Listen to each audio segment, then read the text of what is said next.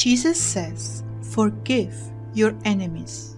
Unforgiveness is a gridlock on grace.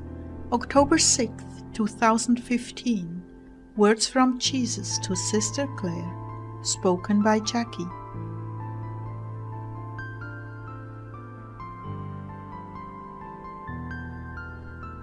The Lord is with us in wisdom and truth, Heartdwellers, and He has a beautiful teaching tonight on forgiveness.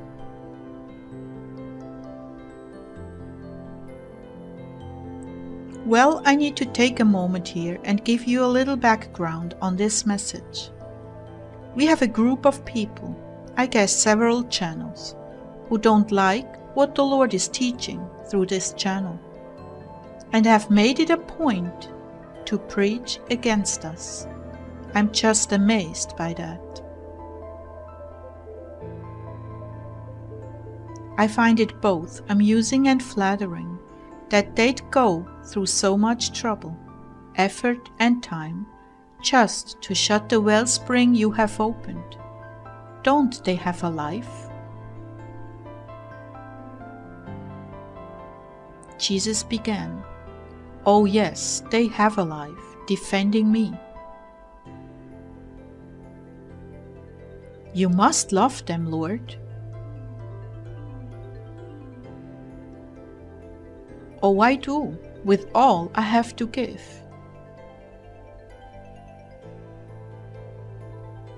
"I know, help me to love them too, please." Well, if you see it from my perspective, you can't help but love them, even though their zeal is misplaced. Have I not said that I wish men to be hot or cold? They are not lukewarm. That is to be celebrated. Let's go on now.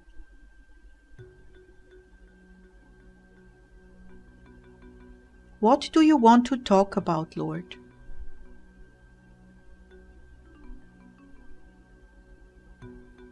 Forgiving your enemies?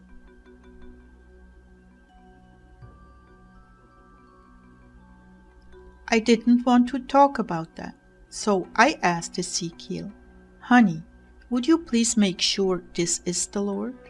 And I prayed for a minute and we both got confirmations. "Oh Lord, I don't want to hear that right now."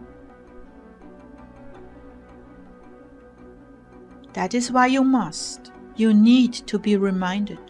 This is a dynamic that very few people have a full understanding on, because they cannot see into the Spirit and see the gridlock on grace that accompanies unforgiveness. It is very much like the freeway at rush hour. Everyone is going their own way, getting home, fulfilling their destinies, maintaining forward motion.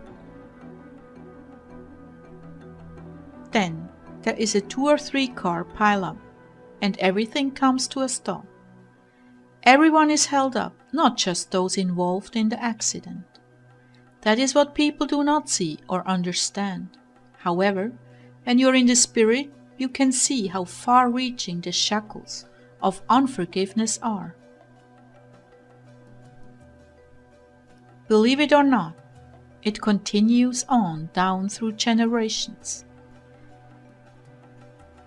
There is another gridlock that takes place. This one in your own soul, an area that was free and clear and flowing, now hits a snag every time circumstances vaguely remind you of that past event. It sets off alarms, raises fears, guilt, real or imagined. Satan gets a lot of mileage from these encounters. There is so much to exploit in the human nature. The need to be right, the need to have a resolution, the need to prove your point. Whereas the person who has forgiven encounters no such encumbrances. They may remember incidents that caused them pain, but they let go of it and move on. It helps so much, Clare, for a person to see themselves less than others, no matter what their giftings.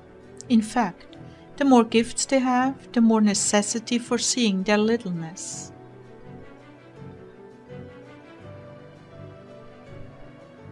A little soul does not take offense at slights. They're only too ready to explain away the good motives of their enemies, making excuses for their persecution, while forgiving and moving on.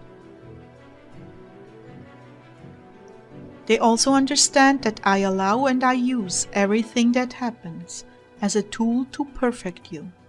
They understand profoundly that I'm behind every event in their lives, so much so that they even rejoice at losses and setbacks. I'm trying, Lord. Yes, you are. That is commendable. Now I wish for those who are following your channel to do likewise. My brides, do not get entangled or embroiled in the injustices you suffer. Understand that you too in the past have been lacking in foresight and wisdom. You too have put the blame on innocent people. You too were blind to what I was in control of and allowing. You too failed to recognize the new and unusual movements of my spirit in the midst of others.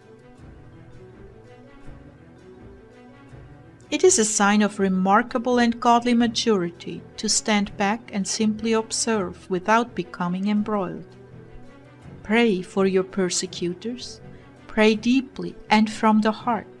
Soon enough I will answer your prayers, when I am finished using them to perfect you.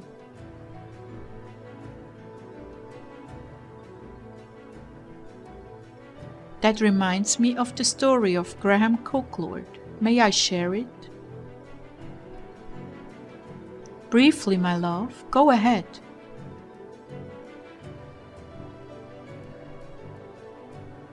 There were two men who attended every single Graham Cook conference and sat in the very front taking copious notes.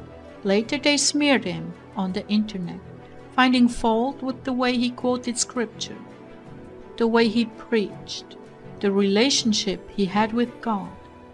They called him an evil, false prophet, and remained for years as a thorn in Graham's side, right up in the front row. Then all of a sudden, they disappeared.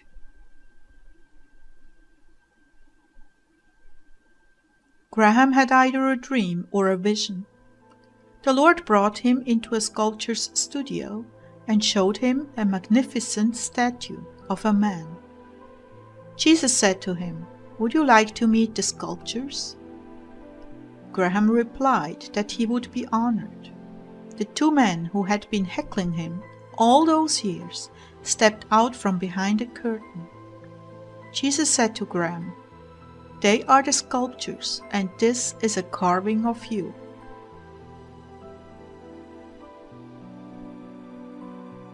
So you see, I make good use of everything and everyone, no matter how dark and ugly they may seem. Observe from a wider perspective what such as these accomplish in my kingdom. I intend to use them to derail all the scribes and Pharisees that are attacking your channel, and no weapon formed against you will prosper. Rather, you will prosper from it.